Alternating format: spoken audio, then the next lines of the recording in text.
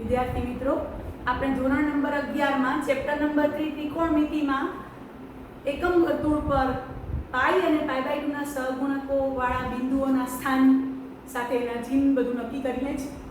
તો આપણે એક્ઝામ્પલ કરીએ છીએ. કોટ -111 પાઈ/2 -111 પાઈ/2 θ. હવે અહીંયા આ તમને બતાવી દઉં, આ 0 થી -π/2 આમ જાઓ એટલે પ્લસ, એટલે -π/2 પ્લસ θ ચોથું ચરણ બતાવે. એ ને અહીંયાથી -π/2 થી આગળ વધ્યા એટલે -π/2 θ બતાવે ત્રીજું ચરણ. બીજા ચરણમાં -3π/2 પ્લસ θ પાછું વળ્યા, અને પહેલા ચરણમાં -3π/2 થી આગળ વધ્યા એટલે -θ. આ રીતે આપણે માઇનસમાં ચરણો બતાવશું. હા, હવે આપણે કોટ -111 પાઈ/2 પ્લસ -θ છે. પાઈ/2 નો એકી સહગુણક 111 છે. એની એક આગળની સંખ્યા એટલે 110. તો 110 છે એ 4 વડે વિભાજ્ય નથી. તો એ ઋણ દિશામાં એ ને અહીંયા આવશે બિંદુ બી પાસે. -111 પાઈ/2 -θ એટલે પહેલું ચરણ આવશે. તો પહેલા ચરણમાં બધા ત્રિકોણમિતિય વિધેયો ધન છે. કોટનું થઈ જશે tan θ, કારણ કે પાઈ/2 નો સહગુણક છે એટલા માટે. પછી આપણે પહોંચ્યા છીએ કોસેક -39 પાઈ/2 -θ. એટલે 39 ની એક આગળની સંખ્યા એટલે 38 છે, જે 4 વડે વિભાજ્ય નથી. ઋણ દિશામાં આપણે બી પાસે પહોંચશું. આ રીતે ઋણ દિશામાં -39 પાઈ/2 -θ એટલે પાછું પહેલું ચરણ છે. પહેલા ચરણમાં બધા ત્રિકોણમિતિય વિધેયો ધન છે. કોસેકનું સેક થઈ જશે, નિશાની ધન આવશે. અને સેક -47 પાઈ/2 -θ. 47 ની એક આગળની સંખ્યા એટલે 46 છે. 46 4 વડે વિભાજ્ય નથી, ઋણ દિશા છે એટલે પાછો બી પાસે આ રીતે -47 પાઈ/2 -θ એટલે પાછું પહેલું ચરણ આવશે. અને પહેલા ચરણમાં બધા ત્રિકોણમિતિય વિધેયો ધન છે એટલે જવાબ આવશે sec θ નું cosec θ. તો આ રીતે આપણે પાઈ/2 અને પાઈના સહગુણકોનું આપણે સ્થાન એકમ વર્તુળ પર નક્કી કરતા શીખી ગયા. ફરી એકવાર યાદ રાખી લો, પાઈના સહગુણકો હોય ત્યારે વિધેય એનું એ જ રહે છે, પણ પાઈ/2 ના સહગુણકો હોય ત્યારે સાઈનનું કોસ, કોસનું સાઈન થઈ જશે, ટેનનું કોટ અને કોટનું ટેન થઈ જશે, અને સેકનું કોસેક અને કોસેકનું સેક થઈ જશે. તો આટલું આપણે કર્યું. હવે આપણે આપણી બુકમાં ઉદાહરણો આપ્યા છે. તો ઉદાહરણ sin 31 પાઈ/3 નું મૂલ્ય શોધો. આપણી એનસીઈઆરટી બુક છે એમાં હવે આપણે કઈ રીતે આ જો ચરણો નક્કી કરતા આવડી ગયા એટલે હવે તમને બધું સરસ રીતે આમાં સમજાશે. હવે જોજો, તો sin 31 પાઈ/3 નું મૂલ્ય શોધો, આવી રકમ છે. તો અહીંયા થોડું એક વસ્તુ યાદ રાખવાની છે કે છેદમાં 3 છે ને, છેદમાં 3, તો ઉપરની સંખ્યા 31 ની એકદમ નજીકની જે 3 વડે વિભાજ્ય હોય, એકદમ નજીકની નહીં, એકદમ નજીકની કઈ છે? 30 છે. એમ તો આપણે ખબર છે કે 27 પણ થાય 3 વડે વિભાજ્ય, 33 થાય, પણ એકદમ નજીકની કઈ છે? 30. તો આપણે એવા ભાગ પાડશું. અહીંયા ધ્યાન, 31 પાઈ ને તમે 30 પાઈ પ્લસ પાઈ/3 લખી શકો. બધાને આ તો ખબર પડી જ જાય ને. 31 ની નજીકની 3 વડે ભાગી શકાય એની એકદમ નજીકની સંખ્યા 30 છે. 30 પાઈ પ્લસ પાઈ એટલે 31 પાઈ/3. હવે બાર સાઈન છે, આના છેદ આપો, આનો છેદ આપો એટલે 10 પાઈ પ્લસ પાઈ/3. જો આના ભાગે આ કરો વત્તા આના ભાગે આ કરો. હવે 10 પાઈ પ્લસ θ. હવે તમને અહીંયા ચરણ નક્કી કરવાની વાત આવી. 10 પાઈનો બેકી સહગુણક, આગળ નિશાની પ્લસ એટલે ધન દિશામાં એ પાસે જવાનું, ધન દિશામાં એ પાસે જવાનું, અને પ્લસ θ એટલે કયું ચરણ આવશે? પહેલું ચરણ. તમે એકમ વર્તુળ સાઈડમાં દોરી રાખશો તો તમને આઈડિયા આવશે. આપણે ધન દિશામાં 10 પાઈ, તમને ખબર છે કે ક્યાં આવે છે? ધન દિશામાં બધાને ખબર છે. તો 10 પાઈ બિંદુ A પાસે 10 આ રીતે 10 પાઈ આવશે પ્લસ થીટા એટલે પહેલું ચરણ. તો sin 10 પાઈ પ્લસ π/3 એ કયું ચરણ બતાવે છે? તો sin π/3 પહેલું ચરણ બતાવે છે. sin π/3 એટલે √3/2. તો જવાબ આવશે √3/2. પછી નેક્સ્ટ ત્રીજો દાખલો છે.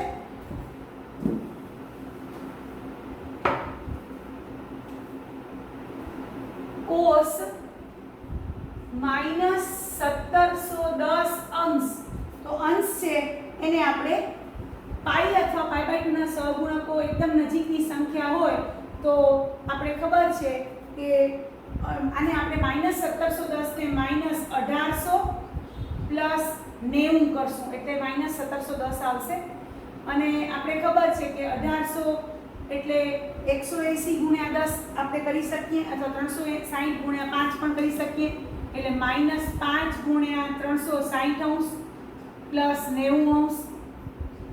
હવે -5 ગુણ્યા 360 અંશ એટલે 2 પાઈ રેડિયન, 90 એટલે π/2 રેડિયન એટલે cos -10 પાઈ પ્લસ π/2.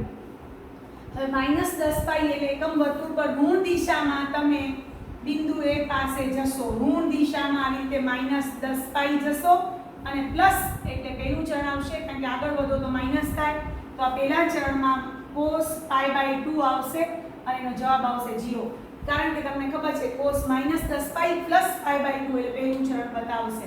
તો આવા મૂલ્યો આધારિત દાખલાઓ અંશ માપમાં અને રેડિયન માપવાળા ખૂણા માટે આપણે શોધી રહ્યા છીએ. હવે આપણે સ્વાધ્યાય નંબર 3.2 માં એક્ઝામ્પલ નંબર 6 કરીએ છીએ. એમાં છે sin 765 અંશ. તો 765 એની નજીકની સંખ્યા જે 2 પાઈનો કે પાઈનો સહગુણક હોય એકદમ નજીકની તો 36 × 72 એટલે 720 વત્તા 45 અંશ થાય. હવે sin 720 એટલે તમને ખબર છે 2 પાઈ ગુણ્યા 2 એટલે રેડિયનમાં ફરાવો તો 2 ગુણ્યા 2 પાઈ પ્લસ π/4 45 અંશ એટલે sin 4 pi plus π/4. 4 pi plus theta એટલે પહેલું ચરણ બતાવશે કારણ કે 4 પાઈ ધન દિશામાં જશું અને પ્લસ થીટા એટલે પહેલું ચરણ. પહેલા ચરણમાં sin ધન એટલે sin π/4 એટલે મૂલ્ય આવશે 1/√2. પછી cosec -1410 અંશ. તો આપણે cosec ના ભાગ પાડશું. તમને ખબર છે 36 ચોકું 144 એટલે 1440 માઈનસ 1440 પ્લસ 30 અંશ આપણે લેશું. તો cosec -1440 એટલે 36 ચોકું એટલે -4 ગુણ્યા 360 અંશ પ્લસ 30 અંશ એટલે કે cosec -4 ગુણ્યા 2 પાઈ 360 અંશ એટલે 2 પાઈ 30 અંશ એટલે π/6 એટલે બધું રેડિયનમાં આપણે લખ્યું એટલે -8 પાઈ પ્લસ π/6.